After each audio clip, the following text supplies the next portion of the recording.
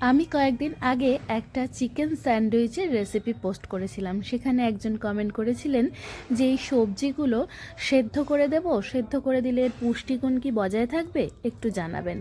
তো আমি তাকে বলেছিলাম, না, সেদ্ধ করবেন না, সবজিগুলো ব্লাঞ্চ করে দেবেন।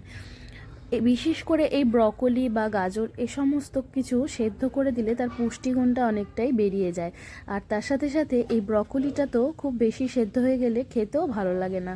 আমি ব্রকলিটা কিভাবে ব্লাঞ্চ করি সেটাই আমি আপনাদের আজকে দেখাচ্ছি। এভাবে ছোট ছোট করে টুকরো করে কেটে নিতে হবে। তার আগে একটু ভালো করে ধুয়েও নিতে হবে। একটু জলে ভিজিয়ে রাখবেন যাতে ভেতরে কিছু পোকা ঠোকা থাকলে সেটা বেরিয়ে যায়। এবার ভালো করে ধুয়ে নিয়ে তারপর ব্লাঞ্চ করব। একটা বাটিতে গরম জল, মানে জল বসিয়ে দিয়েছি। জলটা যখন টকবক করে ফুটবে, মানে জলটা ফুটে যাওয়ার পর তারপর ব্রকলিটা দেবেন।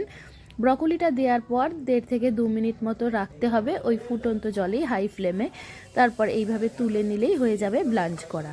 এরপর সামান্য একটু বাটারে একটু রসুন কুচি দিয়েছি। রসুনটা হালকা করে একটু ভেজে নিয়ে তারপর ব্রকলিটা দিয়ে নুন গোলমরিচ দিয়ে দিয়েছি।